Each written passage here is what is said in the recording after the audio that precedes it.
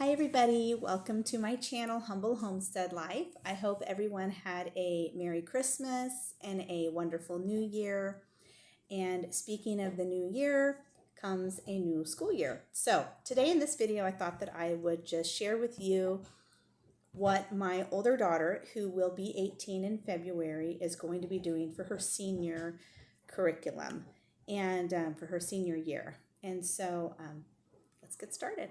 First of all, I always like to encourage my kids to read a novel, and my kids have read through a lot of the classic novels like Little Women, The Red Badge of Courage, Anne of Green Gables, and they've read through a lot of classic novels, which I highly recommend because the literature in those are just classic. It doesn't get any better than classic novels. But sometimes it's not exactly what they want to read, and I want to encourage that love for reading, so I allow them to choose books they want. So my daughter loves the Wings of Fire books. They all started out reading the graphic novels, and then she moved on to the actual novels. So this is just like an actual novels, no pictures. But she really likes them, and so I just encourage her to read. So my kids will always be reading a novel, no matter what grade they're in. And then she had started this foreign language book. This is by the Thinking Tree Journal company, and I love these journals. And this is Learn Any Foreign Language Handbook for Students. And so basically how this works is it gives you activities to do, like learn 5 new phrases in whatever language you're trying to learn. And so she'll have to go onto the internet and, figure out how to say certain sentences. Like in here, she put, I went to Egypt in English, and then she wrote it in her foreign language. So this is kind of a directed way of learning a foreign language. So she started this in 11th grade, but she didn't finish it. So she's going to continue to work on this throughout her senior year. And then for science, we are going to be doing the John Hudson Tyner, The World of Biology. If you're not familiar with these books, I do highly recommend them. I originally found one of these books at a thrift store and bought it, and my daughter loved it. It's a Christian point of view. It is kind of story form. I'll just show you some images. It's kind of like a story form, and at the end of each chapter, there is a chapter review quiz. And so my daughter really likes these types of books because they're just not as bland and boring, and they're shorter, chapters. So she will be doing this for her science. She's already done the Planet Earth one and the astronomy one, but now we're going to do biology. So this will be her science. And for language arts this year, I actually don't have a curriculum book picked out for my daughter to use. She decided that she would like to try and write a novel. And so it's a big undertaking, but I'm really going to encourage her to do it because she already kind of started writing a little novel, and it sounded really good. So I'm trying to encourage her to go ahead and finish that. So she will be using her laptop, and she will be typing out her novel on her laptop, which is kind of great because then she's going to be squeezing in some typing in there. So that'll be good. So that will be her language arts, is writing a novel. For math, my daughter struggles with dyslexia and dyscalculia, so numbers and spelling and things like that she really struggles with. So math has always been a challenge for us in our homeschool, but one thing we are going to do for her senior year is I found this.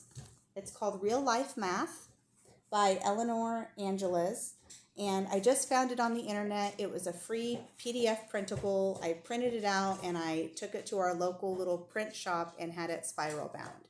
And so this math book, even though it's quite small, it's chock full of all kinds of information. So it teaches you how to keep a checkbook, how to fill out a tax form, how to budget when you go grocery shopping, and just everyday math skills where, talking about money and time and measurements. And to me, those are the most important math skills that anybody could use. I mean, I studied algebra when I was doing homeschool, but I've really never used algebra as a mom managing my home. So I think this is going to be pretty good for her, and it'll, relate to real world math. So this is what she's going to be doing for her 12th grade math. Also, my daughter also does painting and crocheting, so obviously she will get credit for those types of things. She works outside the home, and she's also doing a internship with our local groomer, and so she goes once a week and learns how to groom dogs and things like that. So that will all go towards her credits for her senior year. For history, in our homeschool, we like to spend 12th grade studying the U.S. Constitution and government. So here I actually found the Good and the Beautiful U.S. Constitution and Government course book. And although it says grades 4 through 8, we don't really go by grades here in our household. We really just kind of go by skill level. She's going to be learning all the same information that she would in a 12th grade book, but just at a more enjoyable, readable level. And so my goal is that my kids understand the subject rather than just be bored with the subject and it just goes way over their head. So we're going to be doing this together. The Good and the Beautiful had this curriculum book for free on their website. I'll try to link it in the description box below. Like if you sign up for their newsletter, you can get this free download.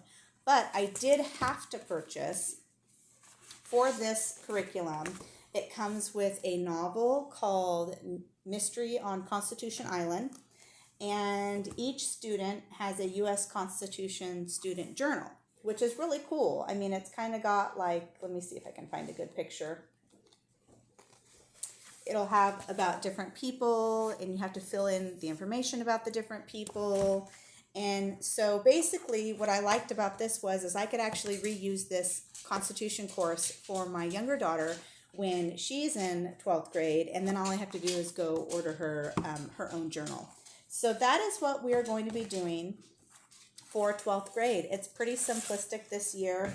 Usually my girls are working out of the curriculum books that I created, a Christian Delight-directed curriculum book, which is more like a portfolio where you open it up and they do all of their schoolwork and then they write it in.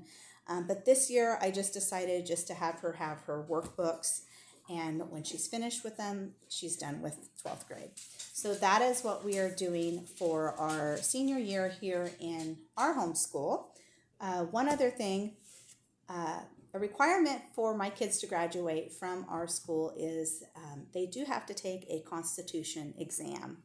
Now, we don't do a lot of testing. There's no standardized testings here in Idaho, which is great because I don't like testing anyways, because I don't believe that it really shows how much knowledge a person knows, because some people are good test takers, some are bad. I'm one of those people that don't do good on tests.